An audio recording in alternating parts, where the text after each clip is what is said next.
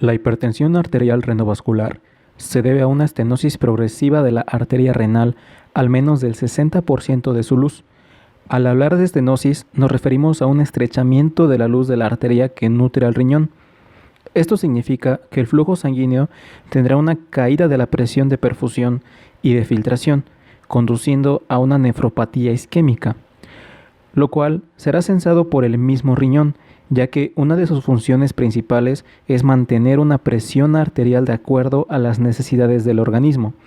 Dentro de cada riñón tenemos 1.000.000 de nefronas, que se encargan de mantener limpia la sangre libre de desechos del propio organismo producto del mismo metabolismo.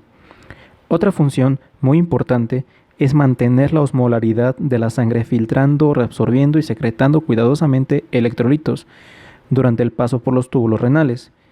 La sangre llega a la nefrona a través de la arteriola aferente para formar el ovillo glomerular y luego la arteriola eferente que se encargará de formar los capilares peritubulares, también llamados vasa recta, encargados de distintas funciones como nutrir o irrigar de corteza a médula renal los túbulos de la nefrona y continuar su trayecto de retorno hacia las vénulas renales.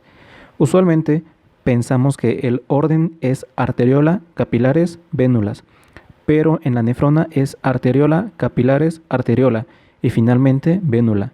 En general, las nefronas tienen una forma de letra U inicial y una U invertida al final.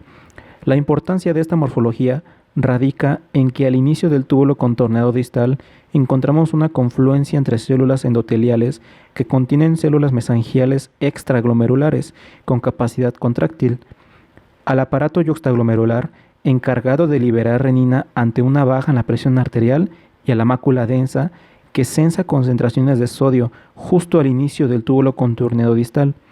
Estos distintos tipos de células trabajan en conjunto y si la presión cae, se filtrará una menor cantidad de sangre y llegará menor cantidad de sodio a los túbulos.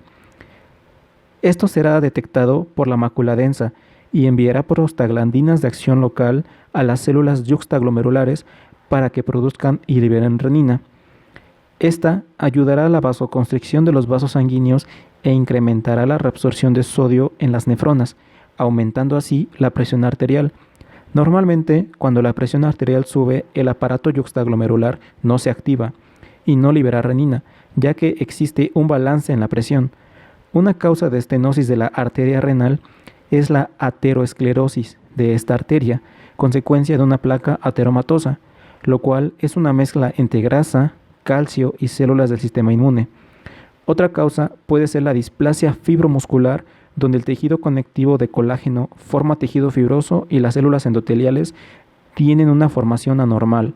Entonces, la displasia fibromuscular es cuando algo sale mal con el tejido conectivo y las células endoteliales dan apariencia segmentaria o en rosario de la arteria renal. La displasia fibromuscular generalmente se presenta en mujeres jóvenes y se desconoce la causa exacta, entre otras enfermedades que pueden desencadenar hipertensión renovascular. Tanto en la ateroesclerosis y la displasia fibromuscular hay un estrechamiento de la arteria renal y esto ocasiona una caída en la presión dentro del riñón, así como en las nefronas. Como resultado, el aparato yuxtaglomerular producirá renina para aumentar la presión arterial sistémica y a pesar de esto se mantendrá una presión baja dentro del riñón. Por tanto, el riñón se mantendrá produciendo renina formando un círculo vicioso de hipertensión.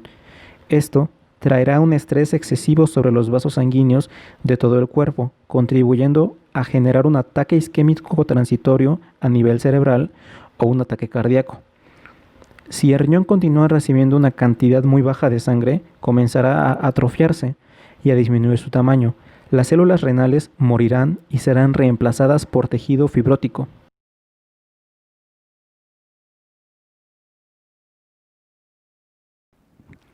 Si únicamente hay una arteria renal afectada y el otro riñón no tiene ningún problema, este podrá trabajar el doble para sustituir las funciones del riñón afectado.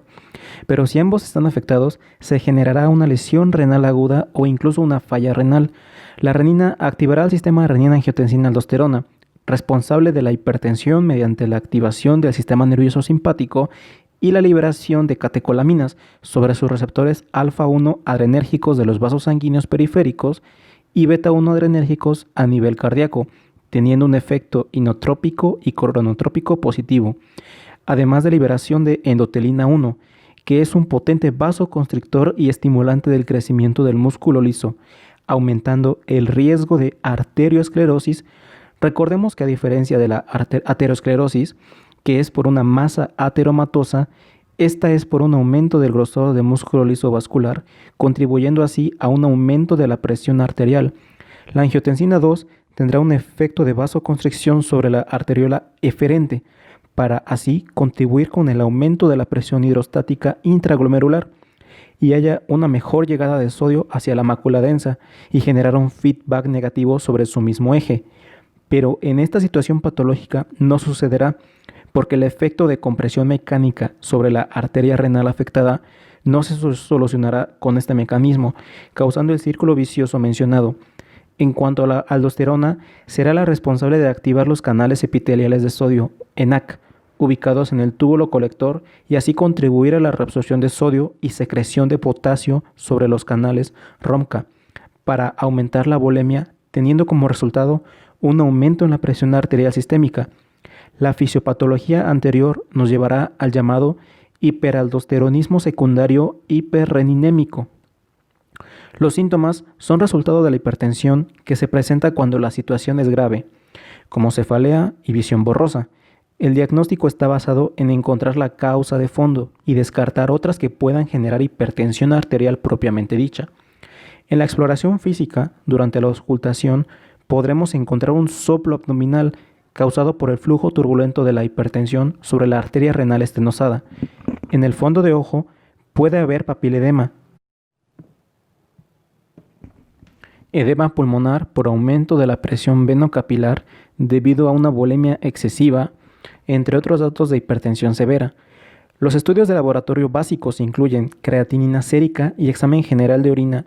Los estudios de imagen, como el ultrasonido Doppler, ante la sospecha de hipertensión renovascular, para visualizar la función hemodinámica de la arteria renal afectada, el estado del parénquima y la anatomía renal, así como estudios de angiografía con resonancia magnética o tomografía computarizada, es decir, angioresonancia o angiotomografía. La arteriografía intravenosa por sustracción digital es la prueba diagnóstica de elección y tiene por objetivo confirmar el diagnóstico de estenosis de la arteria renal, permitiendo realizar revascularización en el mismo acto, y como inconveniente, el uso de contraste yodado con riesgo de ateroembolismo en pacientes con arteriosclerosis severa y su elevado costo. El tratamiento es médico y quirúrgico, dependiendo la etiología, como pudiera ser una vasculitis que se atenderá con tratamiento inmunosupresor, por ejemplo. El tratamiento médico para la enfermedad aterosclerosa incluye modificación de los factores de riesgo cardiovascular y farmacológicamente hablando, los más empleados son los inhibidores de la enzima convertidora de angiotensina o con antagonistas de los receptores de angiotensina 2, es decir, IECAS o ARA2. La revascularización percutánea con stent está principalmente indicada cuando el tratamiento médico no funciona. La cirugía vascular incluye bypass aortorrenal e incluso la nefrectomía del riñón afectado.